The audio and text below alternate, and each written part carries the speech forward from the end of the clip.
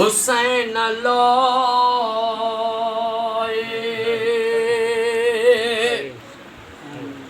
हसन मीर हुसैन लाए रुनो ट्रिन टोलन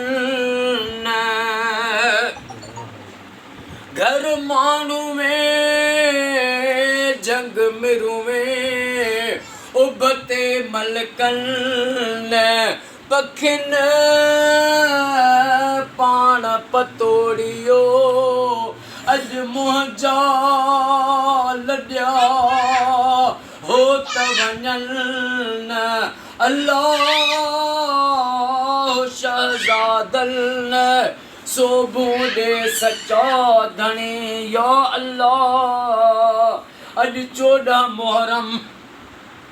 बाबा जी अल्लाह वधायो भंड साईं महबूब जी लख सलवात पढ़ाया मौला हुसैन जो न्याज़ कयो थऊं अॼो को हाजी साईं जो ख़ैर एडवोकेट फैज़ मोहम्मद खैर मोहम्मद शेर मोहम्मद तारिक साईं जो ख़ैर पंहिंजी बारगाह में उहद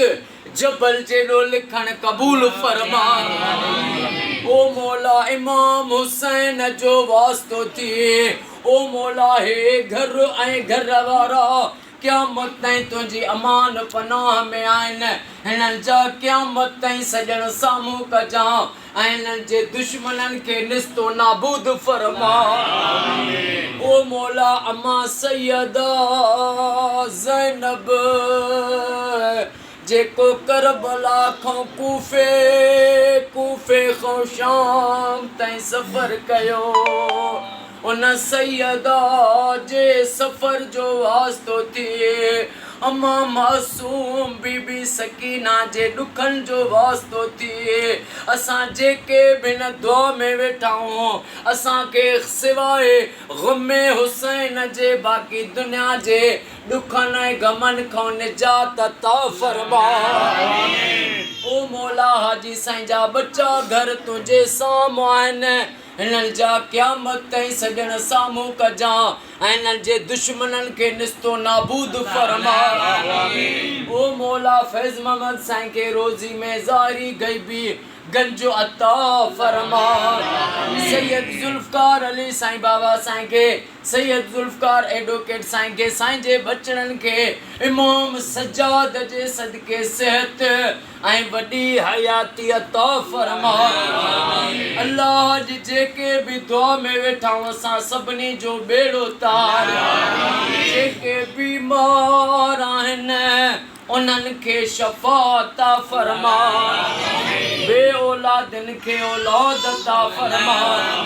बेरोज़गारनि खे रोज़ी अता फरमा सॼी कायनात में हर मोमिन जे घर में हर सुन्नी मोमिन जे घर में शिया मोमिन जे घर में लख सलवातूं पढ़ियूं वञनि या दुआ क़बूल फरमा महबूब जी उम्मत खे फ़िरके वारित खां बचा